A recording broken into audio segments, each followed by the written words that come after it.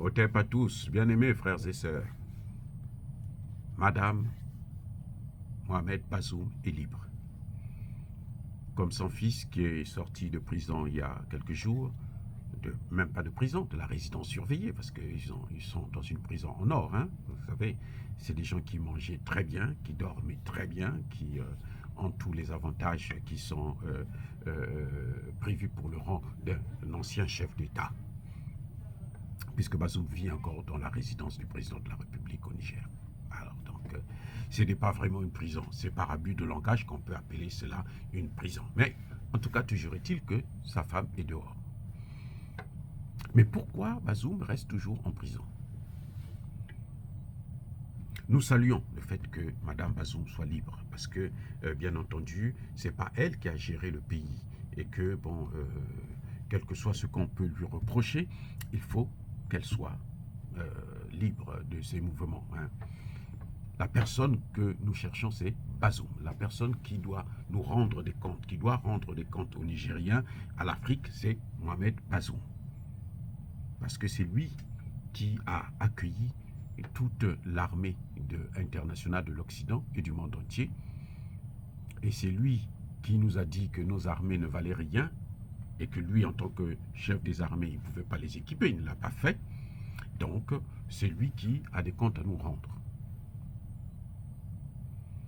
Mais il y a un autre élément. C'est vrai qu'il est poursuivi par la justice et que le libérer, ce serait comme si on donnait un blanc-seing aux Occidentaux de venir, puisque les Occidentaux le considèrent toujours comme étant le président du Niger. Il ne faut pas que Tiani puisse se leurrer. Si Tiani tombe dans un piège comme ça, c'est que vraiment c'est minable. Il ne faut pas qu'il se leurre. Mohamed Bazoum est toujours le président, selon la France et les Occidentaux. Et qu'aujourd'hui, s'il est libre, Mohamed Bazoum, les gars, ils vont dire tout simplement que bon, monsieur Tiani, ce n'est plus toi le président élu, celui que le peuple nigérien a voté, c'est lui, et c'est lui maintenant qui doit nous donner des ordres. Et lui, il a demandé une intervention militaire, alors on va vers l'intervention militaire. Tout ce que vous voyez actuellement là, c'est la comédie, ils s'en fichent éperdument. Et c'est pour tout ça que vous voyez que les Américains n'ont jamais voulu faire partir leur base militaire, parce qu'ils savent qu'ils en auront besoin le moment venu. Parce que je ne peux pas concevoir qu'ils ont une grande base, la plus grande base militaire américaine de drones au Niger, et le Niger n'a pas de drones. Pour avoir des drones, le Niger est obligé de voir avec la Turquie, avec la Chine, avec la Russie. Ça n'a pas de sens. Ça ne se fait pas. C'est pas normal. Oui, donc, Mohamed Bazoum, si on le libère, il faut savoir que la guerre viendra au Niger. Ces gens-là, ils sont sans honte pour attaquer Kadhafi. Ils n'ont pas hésité d'accuser Kadhafi faussement, de dire que Kadhafi est en train de bombarder des populations civiles, ce qui était faux. Et la population de Benghazi n'avait rien à voir avec tout ça. Parce que la population de Benghazi c'est chez lui. Donc, à Benghazi, là, la majorité le soutenait. Mais ils ont quand même menti à la communauté internationale. Ils ont utilisé les médias pour dire que Kadhafi n'est pas apprécié, Kadhafi est en train de les tuer. C'est exactement la même chose qu'ils ont fait avec Bachar al-Assad en Syrie. On ment, on soulève, on invente un sujet, et puis voilà, on amène toute l'armada pour venir faire la guerre. Surtout que l'AES est en train de gêner. L'AES gêne les Occidentaux. L'AES fait trembler l'Occident. Donc pour eux, ce serait une très très très bonne occasion si Bazoum soit libéré et puis qu'il sorte du pays. Donc, il y a ça. La deuxième des choses, c'est que Bazoum n'a jamais voulu signer sa feuille de démission.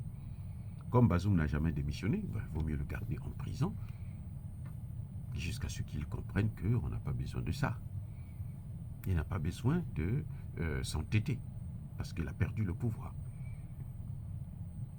Voilà ce qui est en train de maintenir Bazoum dans cette situation. Mais ça, ce n'est pas notre faute, ça ne nous regarde plus. Bazoum doit être maintenu en prison et doit être jugé.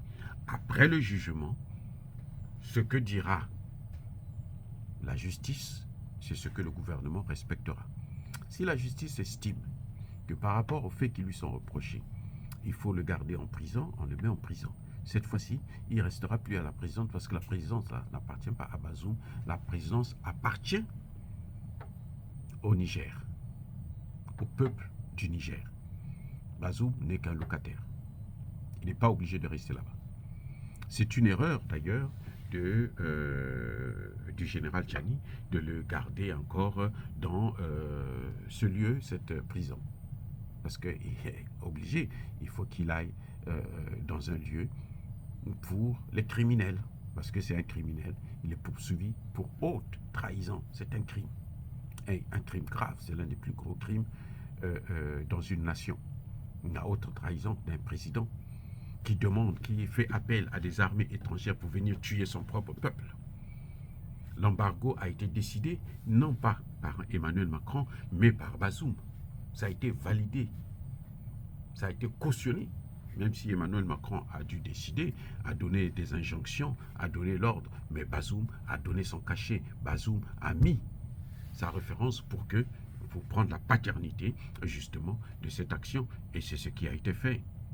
Par conséquent, il est responsable d'une manière ou d'une autre de ce qui se passe et que sa libération n'est pas à l'ordre du jour. Sauf si le général Tchani est dans un état de démence avancé où il a perdu complètement la tête, il ne sait plus ce qu'il fait. Mais en tout cas, dans une situation normale, la place de Bazoum, c'est en prison. Dire cela, c'est inciter à la haine ou à la violence. Non. Il y a Bakolerve, il y a Malem. Encore une fois de plus, bien aimés frères et sœurs, je persiste et je signe. Soyez bénis, abondamment bénis par le Dieu des Kémites et par nos ancêtres angélisés. Mais que tous ceux qui persécutent le continent africain le pillent et le déstabilisent, qu'ils soient noirs, blancs, chinois, arabes, juifs, indiens ou qui qu'ils soient punis, maudits, foudroyés, neutralisés, écrasés, effacés par le Dieu des Kémites et par nos ancêtres angélisés. Vive l'Afrique éternelle, j'ai dit et j'assume.